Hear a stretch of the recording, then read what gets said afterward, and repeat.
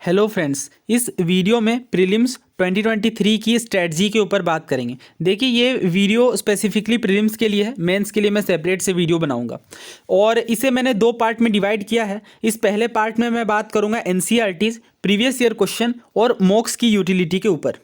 दोस्तों सबसे पहला जो डाउट है वो ये आता है कि एनसीईआरटीज पढ़ें या फिर नहीं, और अगर पढ़ें तो फिर न्यू वाली या फिर ओल्ड वाली, और किस क्लास से किस क्लास तक की। बहुत सारे डाउट्स हैं, तो इस वीडियो में मैं सारे डाउट्स, सारे मिथ के बारे में बात करूंगा और प्रीवियस ईयर क्वेश्चन के साथ सारी बातें मैं करूंगा, ताकि आपको बिल्कुल क्लैरिटी हो जाए कि अगर पढ़ना है तो फिर कौन सी पढ़नी है और क्या हमारी ये एग्जाम में हेल्प करेगी, और अगर हेल्प करेगी तो किस तरीके से।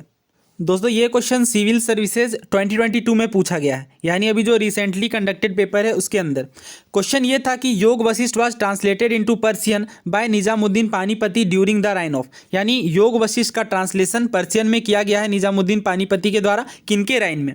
ये क्वेश्चन है। देखिए आंसर पर डिस्कशन नहीं करेंगे, आंसर पर हम सेपरेट बात करते ही हैं, बट आपको समझना क्या है।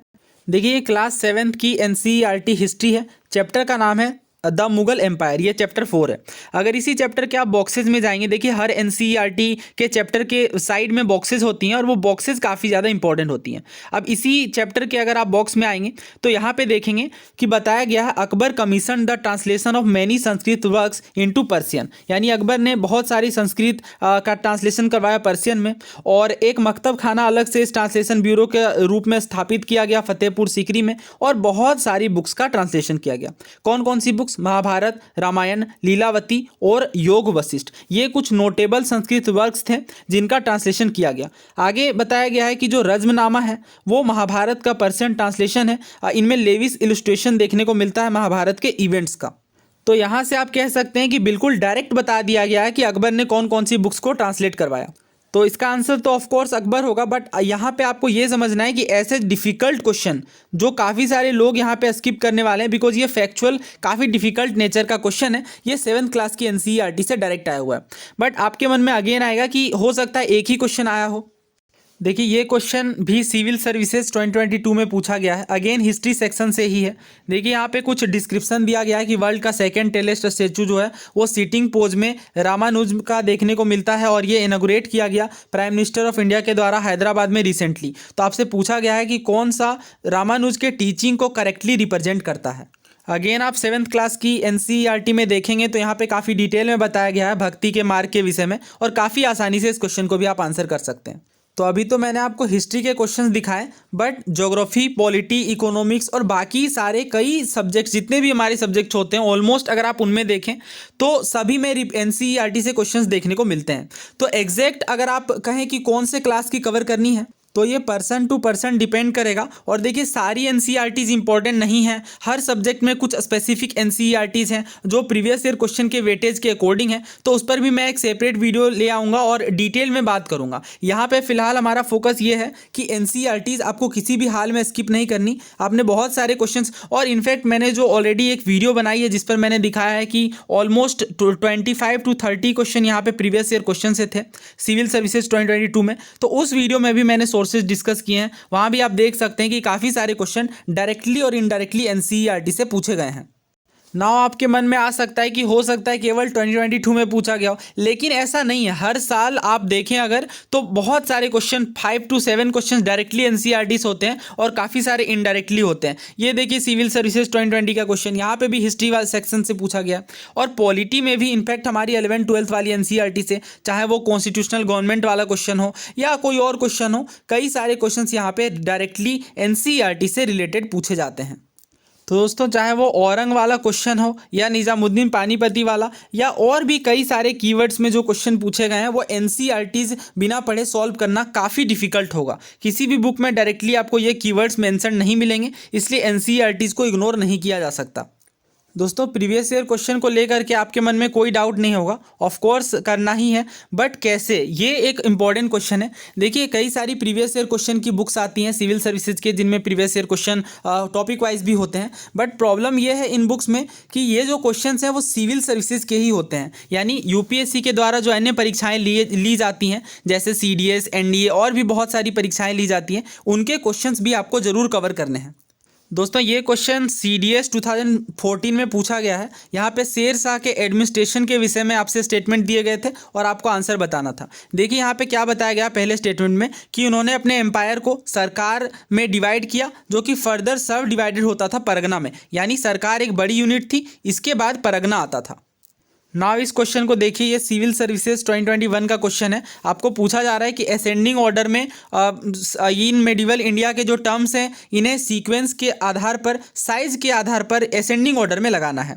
देखिए पहले ऑप्शन में कहा गया है परगना, सरकार, सूबा। तो ऑफकोर्स अभी हमने देखा कि सरकार एक बड़ी यूनिट है, इसके बाद ये परगना में डिवाइडेड है, यानी परगना छोटी है फिर उससे बड़ी होगी सरकार। तो ऑफकोर्स यहाँ पे क्योंकि ऐसा कोई ऑप्शन आपको देखने को नहीं मिलेगा जिनमें परगना के बाद सरकार यानी परगना छोटा, उसके बाद सरकार के बारे में दिया गया हो, यानी अगेन यहां से आंसर काफी इजीली आप निकाल सकते हैं। अब ये सीडीएस का रिपीटेड क्वेश्चन सिविल सर्विसेज में पूछ लिया गया। अब ये एक बार नहीं हुआ है, ऐसा बहुत बार है, बट ये वीडियो काफी लेंदी हो जाएगी, तो बस मैं आपको यहाँ पे जिस्ट दे रहा हूं कि किस तरीके से आपको कवर करना है। नाउ क्वेश्चन ये उठता है कि ऐसे टॉपिक वाइज क्वेश्चन इकट्ठे किस बुक में मिलेंगे। तो देखिए ऐसी कोई बुक है नहीं, बहुत सारी बुक आती हैं, बट प्रॉब्लम ये है उनमें कि सीडीएस, एनडीए, सीएपीएफ इन एग्जाम्स के क्वेश्चन की बजाय स्टेट पीएससीज के ज़्यादा क्वेश्चन देखने को मिलते हैं। तो मैं जो वीडियोज़ बनाता हूँ खास करके टॉपिक वाइज, तो उनमें आप देखेंगे कि जैसे मान लीजिए प्रियम्बल मैंने पढ़ाया, तो प्रियम्बल से काफ़ी सारे क्वेश्चन पूछे गए हैं जो काफ़ी रिपीटेड नेचर के हैं। जैसे अगर आप क्वेश्चन जो रिसेंटली पूछा गया प्रियम्बल के बारे में सिविल सर्विसेज 2021 में कि वो पार्ट है या नहीं, अगर पार्ट है तो किस तरीके से है, तो वो क्वेश्चन भी सीडीएस के क्वेश्चन से इंस्पायर्ड था।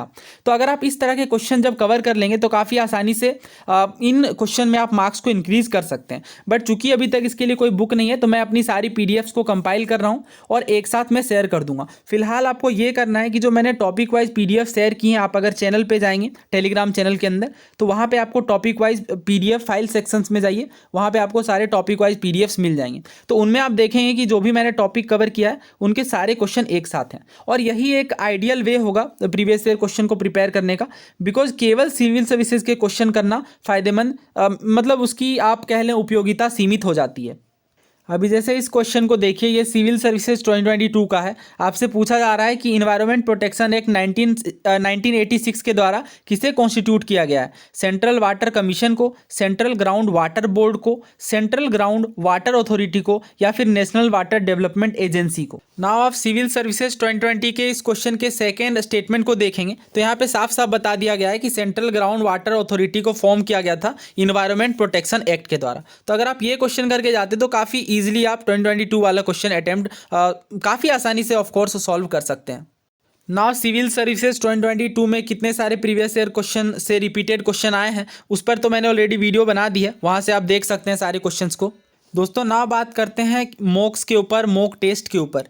देखिए जो मॉक्स के पेपर होते हैं वो ऑफ कोर्स आपको यहाँ पे कवर करने हैं, और एटलीस्ट ट्राई करना है कि 7,000 to 8,000 या 10,000 क्वेश्चंस तक तो आप कवर करके जाएं। ऐसा क्यों?